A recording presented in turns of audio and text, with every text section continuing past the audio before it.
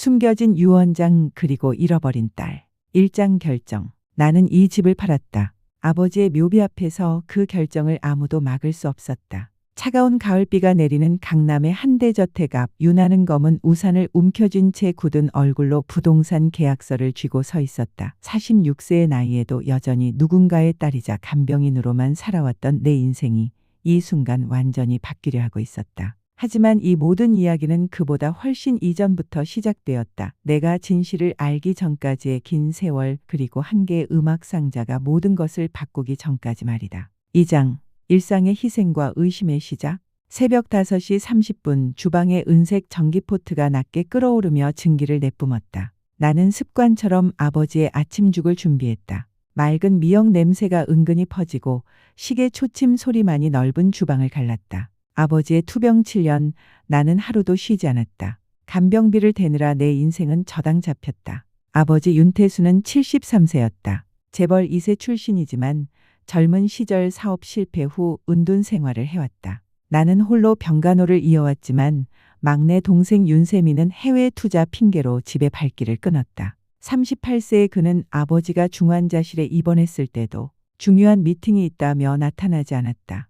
유나야? 아버지의 목소리가 침실에서 들려왔다. 네, 아버지, 죽 끓여드릴게요. 고맙다. 미안하구나. 이런 대화가 매일 반복되었다. 부동산 시세표가 붙은 냉장고 문, 약봉지가 빼곡한 식탁 위. 나는 매일같이 손끝에 남는 약가루 냄새를 씻어내며 버텼다. 그런데 이상했다. 아버지는 가끔 잠꼬대로 낯선 이름을 불렀다. 유민아, 미안하다. 유민아, 내 작은 별. 유민, 작은 별? 우리 집안에 그런 이름을 가진 사람은 없었다. 나는 외동딸이고 세민이는 막내 아들이었다. 그런데 아버지는 왜 자꾸 유민이라는 이름을 그렇게 애틋하게 부르는 걸까? 어느 날 나는 용기를 내어 물어봤다. 아버지, 유민이가 누구예요? 작은 별이라고도 부르시던데. 아버지의 얼굴이 순간 굳어졌다. 그리고는 고개를 돌리며 중얼거렸다. 모르는 이름이다. 약 때문에 헛소리 하는 거겠지. 하지만 아버지의 눈빛에는 깊은 슬픔과 그리고 죄책감이 담겨 있었다. 그 순간 나는 직감했다. 우리 가족에게는 숨겨진 비밀이 있다는 것을. 그날 저녁 침실 정리를 하다가 아버지의 책상 서랍 깊숙한 곳에서 낡은 사진 한 장을 발견했다. 어린 아이가 음악 상자 앞에서 웃고 있는 사진. 그런데 그 아이는 나였다.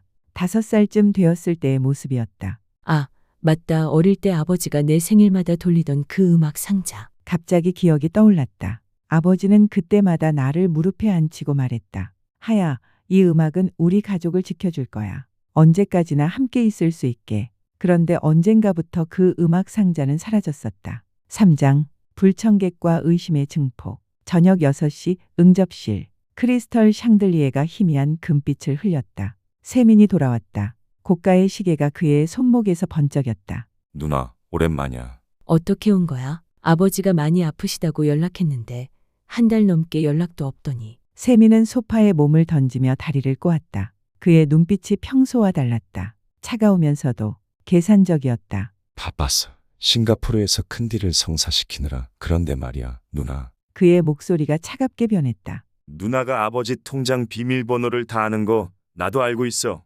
나는 깜짝 놀라며 그를 바라봤다. 뭔 소리야, 아버지 약값이나 병원비 때문에. 그래, 맞아. 그런데 혹시 모르잖아. 누나가 간병하면서 유산을 미리 가로챌 수도 있는 거 아니야? 내가 돈을 탐낸다고 7년을 간병한 건 나였는데. 가슴이 답답해졌다. 세민의 말은 계속되었다. 아버지 돌아가시면 이 집은 내 몫이야. 현실적으로 생각해봐. 아버지 상태로는 언제까지 버틸지 모르잖아. 미리 매각 절차를 밟는 게 좋을 거야. 간병비도 내가 다 냈으니까. 간병비를 내가 냈다고. 세민아, 지난 7년간 내가 보낸 돈이 얼마야? 그건 어쨌든 법적으로 아들인 내가 상속 1순위거든. 이 집은 내가 7년 동안 지켜온 곳이다. 내 청춘과 인생을 다 바친 곳인데. 집은 팔 수 없어. 적어도 아버지가 살아계실 때는. 세민의 눈이 차갑게 번뜩였다. 누나가 결정할 일이 아니야. 나한테는 좋은 변호사도 있고. 그날 밤 잠이 오지 않아 창고를 정리하기로 했다. 먼지 가득한 상자들을 뒤지던 중 구석진 곳에서 천으로 덮인 무언가를 발견했다. 천을 벗기자 그것은 어릴 때 그 음악 상자였다. 나의 5살 생일 선물. 하트 모양의 자물쇠가 달린 분홍색 발레리나가 돌아가는 음악 상자. 뚜껑을 열자 잔잔한 왈츠가 흘러나왔다. 사랑의 꿈 3번. 어릴 때 그 선율 그대로였다. 하야, 이 음악은 우리 가족을 지켜줄 거야. 아버지의 목소리가 귓가에 맴돌았다. 그런데 상자 안쪽을 보니 이상했다. 바닥이 이중으로 되어 있는 것 같았다. 손톱으로 살짝 들어 올리자 접힌 종이가 비쳤다. 심장이 뛰기 시작했다. 나는 조심스럽게 종이를 꺼내 폈다. 아버지의 필체였다. 1998 유언 초안. 이 유언장을 작성하는 나 윤태수는 내 딸 유민에게, 작은 별 같은 내 딸에게. 유민, 또 그 이름이었다. 작은 별. 그런데 이상했다. 나는 유나인데 왜 유민이라는 이름이 적혀 있는 거지?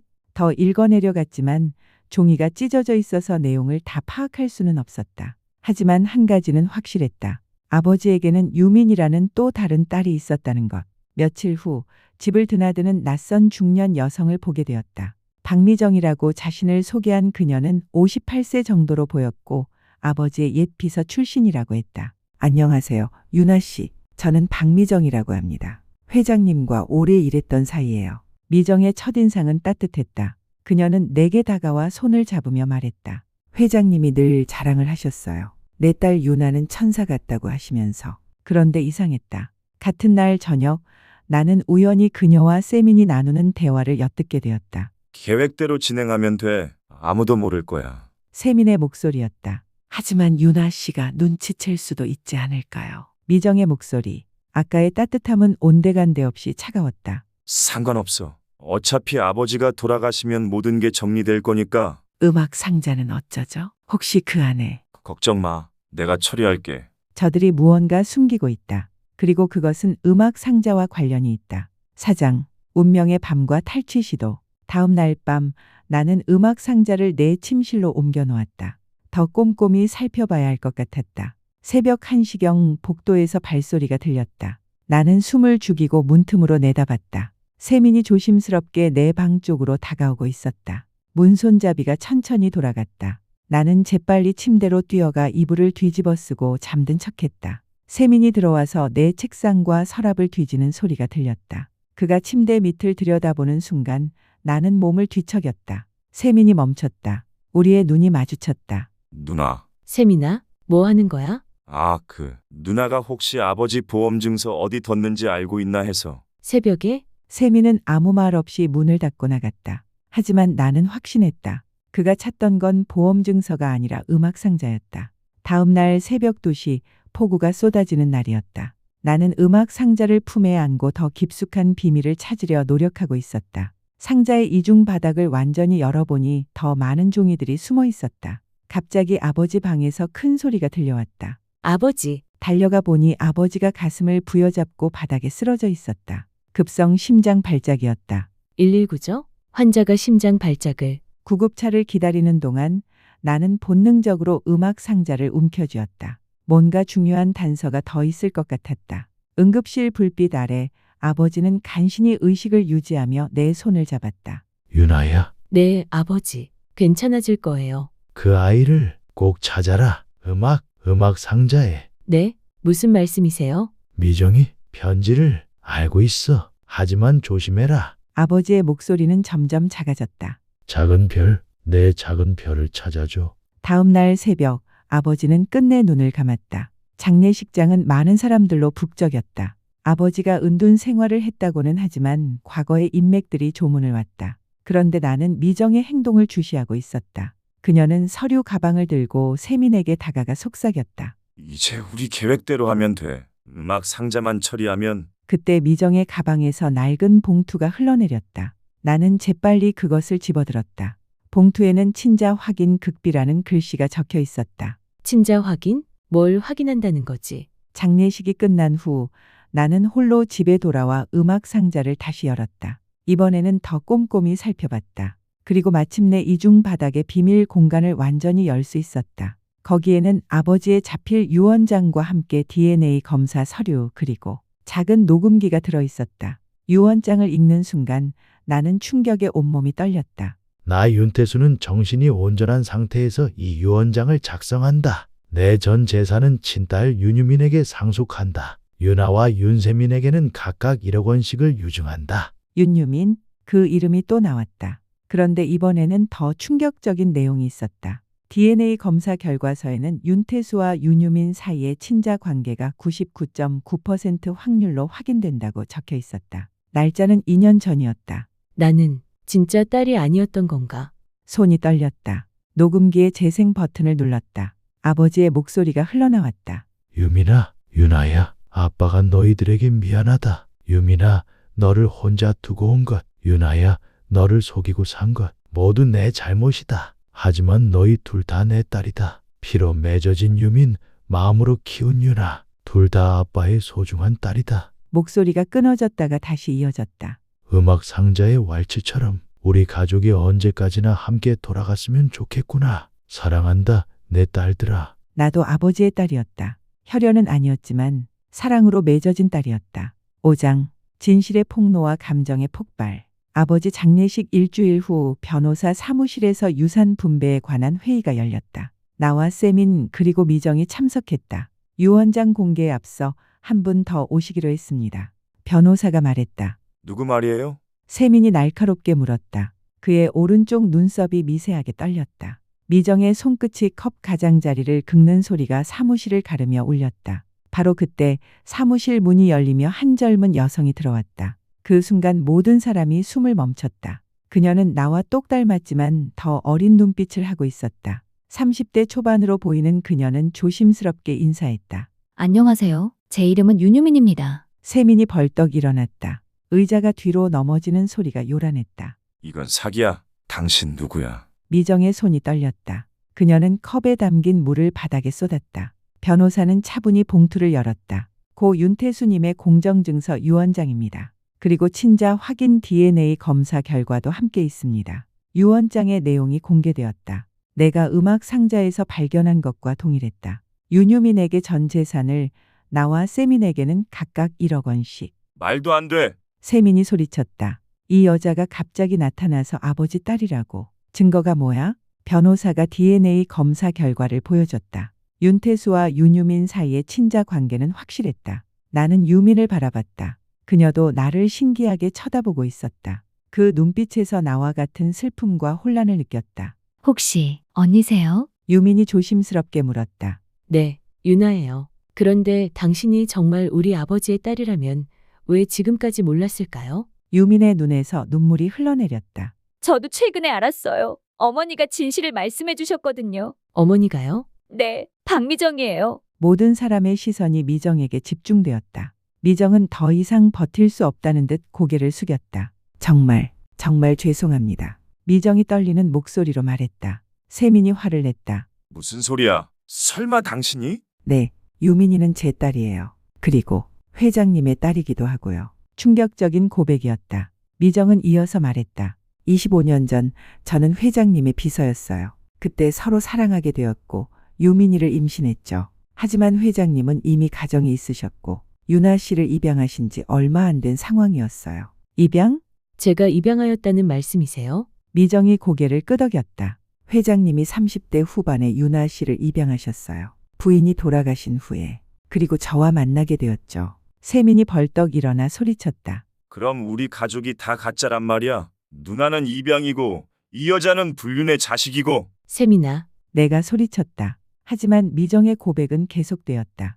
회장님은 유민이의 존재를 숨기기로 했어요. 유나 씨를 위해서였죠.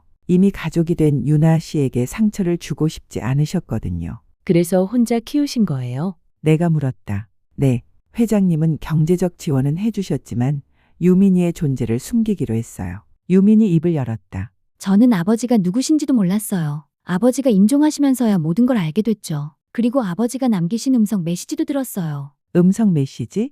유민이 핸드폰을 꺼내 재생 버튼을 눌렀다. 아버지의 목소리가 흘러나왔다. 유민아, 아빠다. 늦었지만 너를 사랑한다. 그리고 유나도 사랑한다. 너희는 둘 다 내 딸이다. 나는 내 가방에서 음악 상자 속에 녹음기를 꺼냈다. 저도 아버지가 남기신 메시지가 있어요. 녹음기를 재생했다.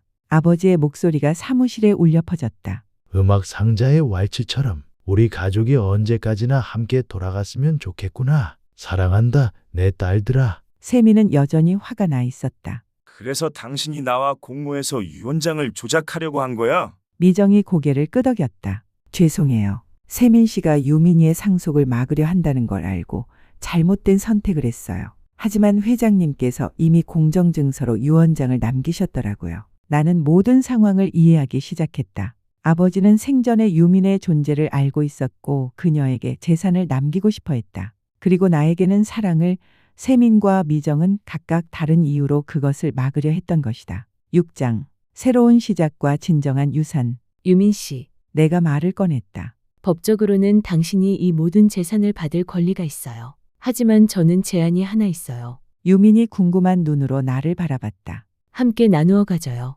그리고 아버지의 이름으로 의미 있는 일을 해봐요. 세민이 놀란 표정을 지었다. 누나, 정말이야? 우리는 모두 아버지의 자녀예요. 혈연으로든 마음으로든 선택으로든. 그리고 아버지가 원한 건 돈이 아니라 가족의 화해였을 거예요. 유민이 감격해서 눈물을 흘렸다. 언니, 정말 고마워요. 저는 돈 때문에 온 게 아니에요. 그냥 아버지와 가족을 만나고 싶었어요. 그럼 함께 아버지의 뜻을 이어가요. 재산의 일부로 윤태수 장학재단을 만드는 거예요. 어려운 환경의 아이들, 특히 입양하나 한부모 가정 아이들을 위한. 유민의 눈이 반짝였다. 정말 좋은 생각이에요. 저도 그런 환경에서 자랐으니까 그런 아이들의 마음을 잘 알 것 같아요. 미정도 눈물을 닦으며 말했다. 회장님, 정말 훌륭한 딸들을 두셨네요. 저도 재단 설립에 도움이 되고 싶어요. 세민은 한동안 침묵하다가 고개를 숙이고 흐느꼈다. 누나, 미안해. 내가 너무 욕심을 부렸어. 그리고 유민 씨도 미안해요. 처음 만나는 여동생한테 너무 심하게 굴었어. 괜찮아요, 오빠. 유민이 따뜻하게 웃었다. 이해해요. 갑자기 나타난 제가 이상했을 거예요. 우리 모두 힘들었으니까. 이제 정말로 가족이 되어봐요. 내가 두 사람의 손을 잡았다. 그날 오후 나는 유민과 함께 아버지의 묘를 찾았다. 가을바람이 불어오고 있었고 무덤 앞에는 작은 음악 상자를 놓았다. 아버지, 내가 묘비에 대고 말했다. 유민이를 찾았어요. 그리고 이제야 깨달아요. 아버지가 왜 그 음악 상자를 제게 주셨는지. 가족이란 피가 아니라 사랑으로 이어지는 거라는 걸 가르쳐 주신 거죠. 유민이 꽃을 놓으며 말했다. 아버지, 비록 늦었지만 딸 유민이 인사드려요. 언니가 있어서 외롭지 않을 거예요. 그리고 아버지가 사랑하셨던 모든 사람들과 함께 좋은 일을 하며 살겠어요. 음악 상자에서 잔잔한 왈츠가 흘러나왔다. 바람이 그 선율을 타고 흘러갔다. 이제 나는 누군가의 간병인도 희생양도 아니다. 나 자신으로 산다. 그리고 진정한 가족과 함께 산다. 집으로 돌아가는 길 나는 처음으로 마음이 가벼워졌다. 7년 동안 나를 올감했던 의무와 책임감이 사라지고 그 자리에 새로운 희망이 자리 잡았다. 언니, 앞으로 뭐 할 거예요? 유민이 물었다. 글쎄, 그동안 내 꿈을 접어둔 채 살았는데 이제 다시 찾아보려고. 무슨 꿈이었어요? 작은 카페를 운영하는 거였어. 책도 읽을 수 있고 음악도 들을 수 있는, 그리고 재단 사무실도 그 위층에 만들면 어떨까? 멋져요. 저도 도와드릴게요. 그리고 혹시 카페 이름은 정하셨어요? 나는 잠시 생각했다. 작은 별 카페는 어때? 아버지가 너를 그렇게 부르셨으니까. 유민의 눈에서 다시 눈물이 흘러내렸다. 정말 좋아요. 그렇게 우리는 새로운 가족이 되었다. 혈연으로 맺어진 가족이 아니라 선택으로 맺어진 더 끈끈한 가족으로. 몇 달 후 작은 별 카페가 문을 열었다. 1층은 카페, 2층은 윤태수 장학재단 사무실이었다. 유미는 주말마다 도와주러 왔고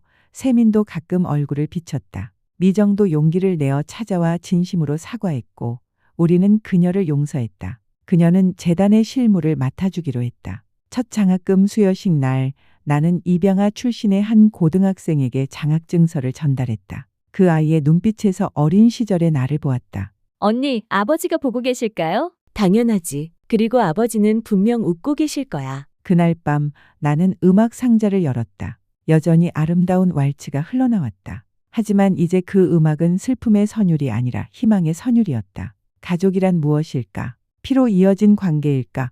아니면 선택으로 이어진 관계일까? 나는 이제 안다. 진정한 가족은 서로를 위해 선택하고 서로를 사랑하기로 결심하는 사람들이라는 것을. 그리고 그 사랑은 죽음을 넘어서도 계속된다는 것을. 아버지가 남긴 진짜 유산은 돈이 아니었다. 서로를 이해하고 용서할 수 있는 마음, 그리고 새로운 시작을 할 수 있는 용기였다. 그리고 나는 마침내 깨달았다. 나는 더 이상 누군가의 딸이나 간병인이 아니라 나 자신이었다. 유나라는 한 사람으로서 내 삶의 주인공으로서 살아가고 있다는 것을.